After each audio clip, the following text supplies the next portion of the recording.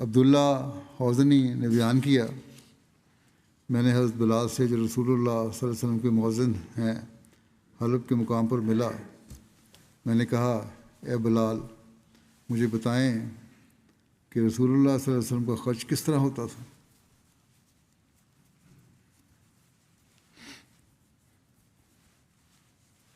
انہوں نے کہا کہ آپ کے پاس کچھ نہیں ہوتا تھا، میں ہی آپ کی طرف سے انتظام کرتا تھا۔ جب آپ کو اللہ تعالیٰ نے مبعوث فرمایا اس وقت سے جب سے میں نے بیعت کی اور میں ہی انتظام کرتا تھا، یہاں تک کہ رسول اللہ صلی اللہ علیہ وسلم کی وفات ہو گئی۔ جب آپ کے پاس کوئی مسلمان آتا اور آپ دیکھتے کہ اس کے پاس لباس نہیں ہے تو آپ مجھے حکم دیتے، میں جاتا اور قرض لے کر اس کے لیے چادر خریدتا اور اسے پہناتا اور اسے کھانا کھلاتا، یہاں تک کہ مشرکین میں سے ایک آدمی مجھے ملا اور اس نے کہا کہ اے بلال میرے پاس مال کی فراخی ہے، تم صرف مجھ سے قرض لیا کرو۔ پھر میں ایسا ہی کرتا رہا۔ کہتے ہیں ایک دن میں نے وضو کیا، پھر میں اذان دینے کے لیے کھڑا ہوا تو وہی مشرک تاجروں کی جماعت کے ساتھ آ پہنچا۔ جب اس نے مجھے دیکھا تو کہنے لگا اے حبشی، میں نے کہا جی۔ اس نے میری طرف کراہت سے دیکھا اور مجھے سخت الفاظ سے مخاطب کیا۔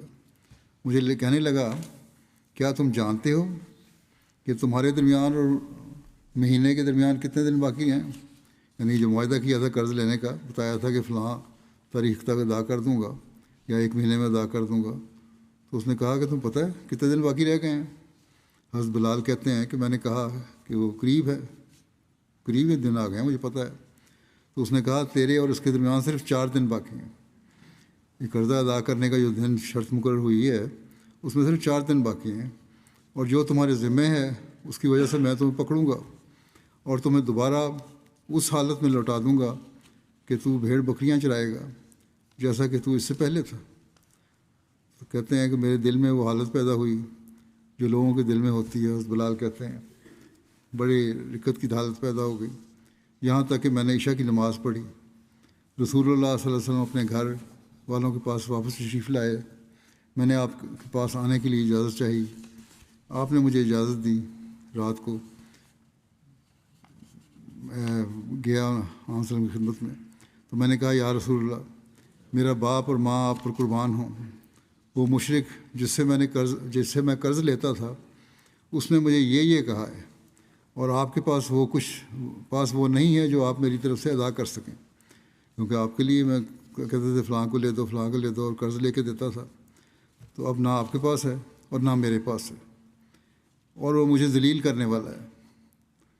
مجھے اجازت دیجیے کہ میں ان قبائل میں سے کسی قبیلے کی طرف جو مسلمان ہو گئے ہیں چلا جاؤں، یہاں تک کہ اللہ تعالیٰ اپنے رسول صلی اللہ علیہ وسلم کو وہ عطا فرما دے جو میری طرف سے ادا ہو جائے۔ کہتے ہیں میں نکلا یہاں تک کہ میں اپنے گھر پہنچا، وہاں سے آپ وسلم سے اجازت لے کے میں گھر آیا، اپنی تلوار اور اپنی تھیلی اور اپنی جوتی اور اپنی ڈھال اپنے سر کے پاس رکھی کہ صبح اٹھتے ہی جب پہلی صبح پھوٹتی تو میں یہاں سے روانہ ہو جاؤں گا، یہ میں نے ارادہ کیا۔ کہتے ہیں کہ صبح ایک آدمی دوڑتا ہوا مجھے بلا رہا تھا کہ اے بلال رسول اللہ صلی اللہ علیہ وسلم کی خدمت میں حاضر ہو جاؤ۔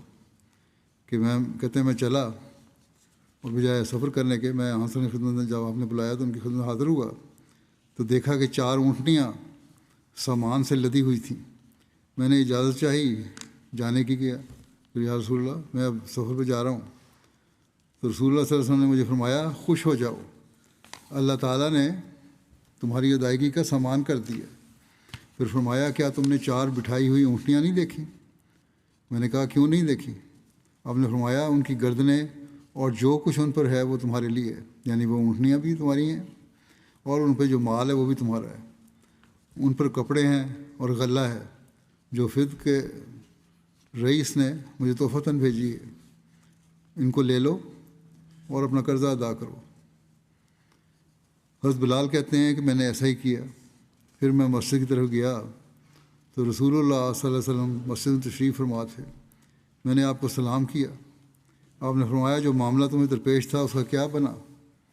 میں نے کہا ہر چیز جس کی ادائیگی رسول اللہ صلی اللہ علیہ وسلم کے ذمہ تھی اللہ تعالیٰ نے اس کی ادائیگی کر دی اور کوئی ادائیگی باقی نہیں رہی۔ آپ نے پوچھا کیا کچھ باقی بچا ہے؟ میں نے کہا جی ہاں۔ آپ نے فرمایا دیکھو تم مجھے اس مال سے راحت دلاؤ